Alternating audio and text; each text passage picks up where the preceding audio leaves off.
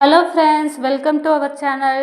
இந்த வீடியோவில் நம்ம எதை பற்றி பார்க்க போகிறோம் அப்படின்னா, சத்துணவு அமைப்பாளருக்கான நோட்டிஃபிகேஷன்ஸ் மீண்டும் வந்துருச்சு. தமிழக அரசு சத்துணவு மையங்கள் உள்ள அமைப்பாளர், உதவியாளர் மற்றும் சமையலருக்கான வேலைவாய்ப்பு அறிவிச்சிருக்கிறாங்க. ஸோ யார் யாரெல்லாம் அப்ளை பண்ணலாம், எந்தெந்த மாவட்டங்களுக்கெல்லாம் புதிதாக நோட்டிஃபிகேஷன்ஸ் வந்திருக்கு, அதற்கப்புறம் எப்படி அப்ளை பண்ணணும், இதற்கான தகுதிகள் என்னென்ன அப்படின்றத இந்த வீடியோவில் நான் உங்களுக்கு சொல்ல போகிறேன். நம்ம சேனலை நீங்கள் முதல் தடவை பார்க்குறீங்க அப்படின்னா மறக்காமல் சப்ஸ்கிரைப் பண்ணிட்டு பாருங்கள். அப்படின்னா தான் நம்ம போகிற ரெகுலரான வீடியோ உங்களுக்கு நோட்டிஃபிகேஷனாக வரும். இப்போ வாங்க நம்ம வீடியோக்குள்ளே போகலாம். சத்துணவு அமைப்பாளர், இது எல்லாருமே எதிர்பார்த்துட்டு இருந்த ஒரு வேலை. அவங்க சொந்த ஊர்லேயே பார்த்திங்க அப்படின்னா இந்த வேலையை நம்ம வேண்டிடலாம். இது முழுக்க அரசு வேலை தான். ஸோ தமிழ்நாடு அரசு சத்துணவு துறையில் 8997 காலி பணியிடங்களை அறிவிச்சிருக்கிறாங்க. 10வது தேர்ச்சி ஆர் தோல்வி, அதாவது நீங்கள் 10th பாஸ் ஆயிருந்தாலும் பரவாயில்ல, ஃபெயில் ஆயிருந்தாலும் பரவாயில்ல, இந்த வேலைக்கு நீங்கள் அப்ளை பண்ணலாம். இதற்கு தேர்வாக உங்களுக்கு எந்த ரிட்டன் எக்ஸாமினேஷனும் கிடையாது. டைரெக்டாக உங்களுக்கு எப்படி அங்கன்வாடியில் இன்டர்வியூ வச்சு அதன் மூலமாக செலக்ட் பண்ணுறாங்களோ அதே மாதிரி தான் பார்த்தீங்க அப்படின்னா இதுலேயுமே இன்டர்வியூ ஜஸ்ட்டு உங்களோட மார்க்கை வச்சு மெரிட் லிஸ்ட் பண்ணி இன்டர்வியூ அட்டன் பண்ணுவீங்க. இன்டர்வியூவில் நல்லா அட்டன் பண்ணுவீங்க அப்படின்னா உங்களுக்கு வேலை வழங்கிடுவாங்க. இது பார்த்தீங்க அப்படின்னா அந்தந்த சொந்த ஊர்லேயே உங்கள் சொந்த ஸ்கூலில் நீங்கள் படித்த ஸ்கூலாக இருக்கட்டும், உங்கள் வீட்டுக்கு பக்கத்தில் உள்ள ஸ்கூலாக இருக்கட்டும், தாராளமாக அப்ளை பண்ணலாம். மாவட்ட வாரியான காலி பணியிடங்களை பார்த்தீங்க அப்படின்னா பெரம்பலூர் மாவட்டத்தில் 73 வேக்கன்சிஸ், ராமநாதபுரத்தில் 187, சேலம் பார்த்திங்க அப்படின்னா 722 வேக்கன்சிஸ் கொடுத்துருக்காங்க. அதிகபட்சமாக சேலம் மாவட்டத்தில் தென்காசி 138, தேனி 106, தூத்துக்குடி 104, திருவள்ளூர் 236, விழுப்புரம் 288, விருதுநகர் 273. ஸோ ஒவ்வொரு மாவட்டங்களும் பார்த்திங்க அப்படின்னா நமக்கு நோட்டிஃபிகேஷன்ஸ் வந்திருக்கு. ஒவ்வொரு மாவட்டத்தில் அதிகமாக இருக்குது, ஒவ்வொரு மாவட்டத்தில் குறைவாக இருக்குது. முக்கியமாக அதிகமாக உள்ள மாவட்டங்கள் பார்த்திங்க அப்படின்னா சேலம் மாவட்டத்திற்கு அதிகமான வேக்கன்சிஸ் கொடுத்துருக்காங்க. ஸோ சேலம் மாவட்டத்தை சேர்ந்தவங்க கண்டிப்பாக மிஸ் பண்ணாமல் அப்ளை பண்ணுங்கள். அடுத்ததாக பார்த்திங்க அப்படின்னா கடலூரில் இன்னும் வெளியிடலை, அதாவது எவ்வளோ நம்பர் ஆஃப் வேக்கன்சிஸ் அப்படின்றத வெளியிடலன்னு சொல்லியிருக்காங்க. ஈரோட்லேயும் நமக்கு வெளியிடல, கரூர்லேயும் வெளியிடலை, தஞ்சாவூர்லேயும் வெளியிடலை. மற்ற மாவட்டங்களில் பார்த்திங்க இந்த மாதிரியான மாவட்டங்களில் ஒன் பை ஒன்னாக நமக்கு கூடிய சீக்கிரம் நோட்டிஃபிகேஷன்ஸ் வெளியாகும். ஸோ ஒரு சில மாவட்டங்களில் வெளியிட்டிருக்கிறாங்க, ஒரு சில மாவட்டங்களில் எண்ணிக்கை வெளியிடப்படாமல் இருக்காங்க. அதற்கான நோட்டிஃபிகேஷன்ஸ் பார்த்திங்க அப்படின்னா விரைவில் வர இருக்கிறது.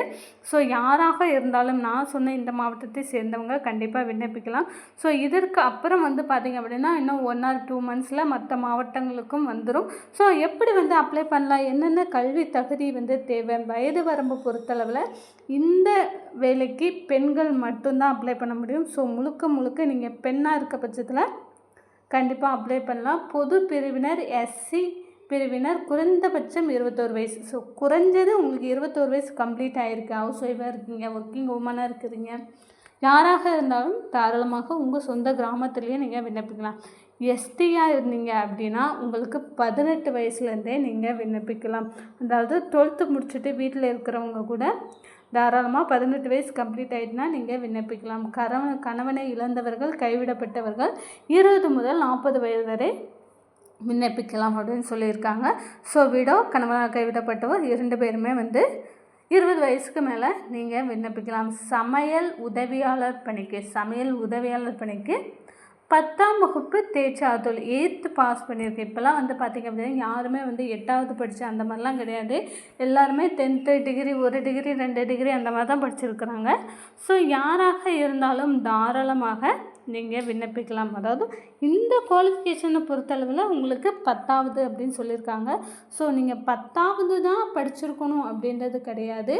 அதற்கு கீழே நீங்கள் 8th படிச்சிருந்தா கூட தாராளமாக விண்ணப்பிக்கலாம். மேற்கொண்டு என்ன படிச்சிருந்தாலும் நீங்கள் விண்ணப்பிக்கலாம். உங்களோட ஸ்டாண்டர்ட், இன்டர்வியூக்கான கொஸ்டின் ஸ்டாண்டர்ட் பார்த்திங்க அப்படின்னா 8th ஸ்டாண்டர்ட் லெவலில் தான் இருக்க போகுது. ஸோ ரொம்ப ஈஸியாக தான் இருக்க போகுது. இதற்காக தேர்வு செய்யப்படுபவர்களுக்கு தொகுப்பூதியம் ரூபாய் 3000 வழங்கப்படும். ஓராண்டு கால பணிக்கு பின்பு சிறப்பு காலமுறை ஊதியத்தில் ஊதிய நிலை 3000 முதல் 9000 வரை வழங்கப்படும் சொல்லியிருக்காங்க.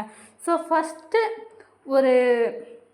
ஒரு வருஷம் நீங்கள் கஷ்டப்பட்டு அந்த வேலைக்கு போயிட்டீங்க அப்படின்னா ஸ்டார்டிங் வந்து உங்களுக்கு 3000 தருவாங்க. அப்புறம் போக போக கவர்மெண்ட்டில் நார்மலாக வந்து எல்லாருக்கும் கவர்மெண்ட் ஸ்டாஃபுக்கு எவ்வளோ கொடுக்குறாங்களோ அந்த மாதிரியான அதிகமான சேலரி தானே கொடுப்பாங்க. ஸோ வந்து சத்துணவு வேலையை பொறுத்தவரை நிறைய பெனிஃபிட் இருக்குது. நமக்கு சொந்த ஊர்லேயே நம்மளோட வேலை, நம்ம குழந்தைகளை பார்த்துக்கிட்டே நம்ம வேலை செய்யலாம். இந்த மாதிரி நிறைய பெனிஃபிட் இருக்குது. கிராமப்புறங்களில் உள்ளவங்களுக்கு தெரியும். ஸோ வந்து ரொம்ப ஈஸியான வேலை தான். காலையிலேருந்து சாயங்காலம் வரை நீங்கள் அங்கேயே இருந்து கூட வேலை செய்யணும் அப்படின்றது கிடையாது. ஸோ எல்லாருக்குமே இந்த சத்துணவு வேலையை பற்றி நிறைய தெரிஞ்சிருக்கும். ஸோ நானும் சொல்லணும் அப்படின்ற அவசியம் இல்லை. ஸோ நிபந்தனைகள் வந்து இப்பணிக்கு விண்ணப்பிக்கும் நபர்கள் நியமனம் கோரும் சத்துணவு மையத்திலேருந்து 3 கிலோமீட்டருக்குள்ளே இருக்கணும் அப்படின்னு சொல்லியிருக்காங்க. ஸோ கண்டிப்பாக உங்கள் ஸ்கூலுக்கும் உங்கள் வீட்டுக்கும் 3 கிலோமீட்டர் இருக்கணும். அதுக்கப்புறம் மாற்றுத்திறனாளிக்கு 4% இடஒதுக்கீடு வழங்கப்படும் அப்படின்னு சொல்லியிருக்காங்க. ஸோ வந்து 4% உங்களுக்கு இடஒதுக்கீடு கிடைக்கும். கணவனை இழந்தவர்கள், கைவிடப்பட்டவர்கள் மற்றும் ஆதரவற்ற பெண்களுக்கு 25% இடஒதுக்கீடு, அதாவது 100க்கு 25% வந்து பார்த்திங்க அப்படின்னா உங்களுக்கு இடஒதுக்கீடு கொடுப்பாங்க. அதாவது 10ல் 3 பேருக்கு வந்து பார்த்திங்க அப்படின்னா இந்த வேகன்சிஸ் கிடைக்கும். அதாவது விடோ கேட்டகரிக்கும் கணவனால் கைவிடப்பட்டவங்க அதற்கான வேலிடான ஒரு அரசாங்க சான்றிதழ் வந்து நீங்கள் கண்டிப்பாக வச்சுருந்தீங்க அப்படின்னா நீங்கள் கண்டிப்பாக எலிஜிபிலிட்டி தான். எப்படி வந்து தேர்வு பண்ணுறாங்க அப்படின்னா இப்பணியிடங்களுக்கு விண்ணப்பிக்கும் நபர்களின் தகுதியின் அடிப்படையில் நேர்முகத் தேர்வுக்கு அழைக்கப்படுவார்கள். நேர்முகத் தேர்வின் போது அசல் சான்றிதழுடன் கலந்து கொள்ளவும். எனவே நேர்முகத் தேர்வு அடிப்படையில் மட்டுமே தேர்வு செய்யப்படுவாங்க. கண்டிப்பாக இன்டர்வியூ வச்சு தான் வந்து உங்களை தேர்வு பண்ணுவாங்க. நீங்கள் வந்து இன்டர்வியூக்கு போகும்போது உங்களோட ஒரிஜினலான ப்ரூஃப் எல்லாத்தையுமே வந்து நீங்கள் எடுத்துகிட்டு போகணும். அதாவது மார்க் ஷீட்டு, 10th 12th, அதுக்கப்புறமா வந்து நீங்கள் முன்னுரிமை கோருறீங்க அப்படின்னா அதற்கான முன்னுரிமை சான்றிதழ் எல்லாத்தையுமே வந்து பார்த்திங்க அப்படின்னா நீங்கள் எடுத்துகிட்டு போகணும். ஸோ அதுக்கப்புறமா பார்த்திங்க அப்படின்னா விண்ணப்பிக்கும் முறை வந்து பார்த்திங்க அப்படின்னா பள்ளி சத்துணவு மையங்களில் உள்ள சமையல் உதவியாளர் பணிக்கு விண்ணப்பிக்க விரும்பும் பெண்கள் அந்தந்த மாவட்டத்தில் உள்ள காலி பணியிடங்களுக்கு ஏற்ப ஊராட்சி ஒன்றிய அலுவலகம், மாநகராட்சி, நகராட்சி அலுவலகத்தில் ஆகியவற்றில் மட்டுமே விண்ணப்பிக்க வேண்டும். இப்பணிக்கான விண்ணப்பத்தை அந்தந்த மாவட்ட இணையதளத்தில் பதிவிறக்கம் செய்து கொள்ளலாம்.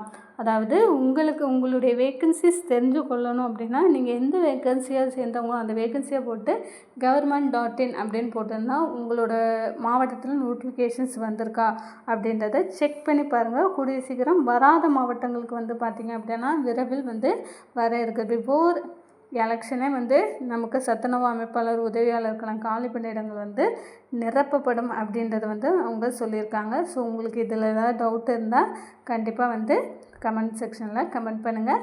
ஸோ என்னென்ன சர்டிஃபிகேட்டெல்லாம் சேர்த்து நீங்கள் வந்து அப்ளை பண்ணணும் அப்படின்னா TC, mark sheet, ration card, இருப்பிடச் சான்று, ஆதார் அட்டை, வகுப்பு பிரிவு சான்று, அதாவது கம்யூனிட்டி சர்டிஃபிகேட்டு, இதே வந்து முன்னுரிமை கோர பட்சத்தில் முன்னுரிமை சான்று, இது எல்லாமே சேர்த்து நீங்கள் அட்டாச் பண்ணி அனுப்பணும்.